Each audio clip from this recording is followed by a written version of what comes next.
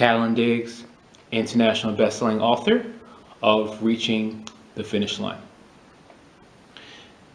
In a previous video, I talked about how to leverage organizations to maximize your progress in reaching the finish line. So this video is about the last set of organizations, and that is special interest groups and secret societies. Now, the difference about special interest groups as opposed to what we talked about in the very last video about politics or religion is that these groups typically are not affiliated with any political or religious framework. These groups are like expat groups, people who have a special interest in living abroad. It could be something as a travel club. People share their experiences and resources about where to go for vacations. It can also be something like professional development. Maybe like a professional development organization for college dropouts, or people who didn't go to college. So with these groups, there is a special interest which allows people to come together to conversate, forming a network, making connections, and sharing resources among each other to be able to help everyone within the network. There's a lot of power in that. This is something that you will have to, this is kind of one of the kind of long-term investments of your time. You probably won't see benefits immediately, but eventually you probably can make the connection that being part of that group was instrumental in your success. The other organization is secret societies. Now, probably over the last few years, there has been some stigma about it, and maybe how you've heard how maybe people who were in the music culture, musicians, singers, they were part of the Illuminati or were actors that are part of it, So I am not or never have been part of any of those secret society groups, but I have studied it quite a bit. So I feel like I can perhaps offer something helpful. So there are some common ones. The Freemasons, the Rosicrucians, the Skull and Bones, the Knight Templars.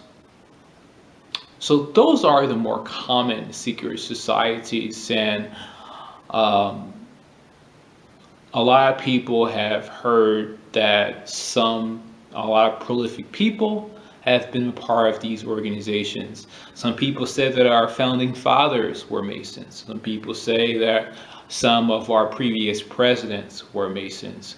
A lot of influential people in power, whether it's in politics or business, have been claimed to be in these types of groups. Now, being a member in one of these secret societies may or may not help your success. I think it's an over-exaggeration when people think that, oh, well, I have to be a part of this specific group or society, in this case, to be successful. Just like the other types of organizations that I have been talking about, it can be a tool that can be helpful in the long term to maximize your success. Now, based upon what I have studied about various types of these secret societies, and of course, I can't speak about every single one because I don't know all of them. Some of them are so secret you don't even know they exist. But from some of the popular ones, it appears that they have this leveling degree system. And at the lowest level, at the bottom, it appears to be all positive and empowering. And then as you start to rise towards, let's say, the middle, it tends to detour into something that may present a lot of questions. Maybe you thought you had a grasp on it of what it would be when you were in the beginning. And being from the middle, going towards the top, it essentially becomes something that you haven't ever imagined it being. So if I could use the spectrum of a color spectrum, white and black.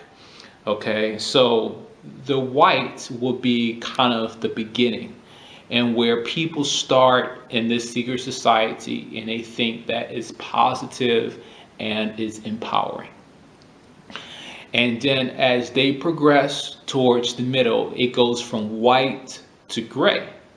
And this is where they start to have some confusion that, well, I don't understand because of this or because of that. And then going from the gray, the middle levels or degrees, into the black at the very highest, this is where they are shocked that kind of what they learned, what they know now, and compared to what they learn at the very lowest levels, where it's almost irrelevant. And some people are so committed at the highest level, like they don't want to feel like their time was a waste, that they continue to go that path and be loyal to the order or secret society. So I'm not I'm not recommending it to you, and I'm not, or how should I say, I'm not encouraging or I'm not discouraging. Okay, I actually take a neutral position for this specific type of organization. You have to do your own research, but it may help you in reaching the finish line, as well as it may not. Just like any other organization that you may consider in being a member. So I hope that was helpful. It's my intention for you to reach the finish line.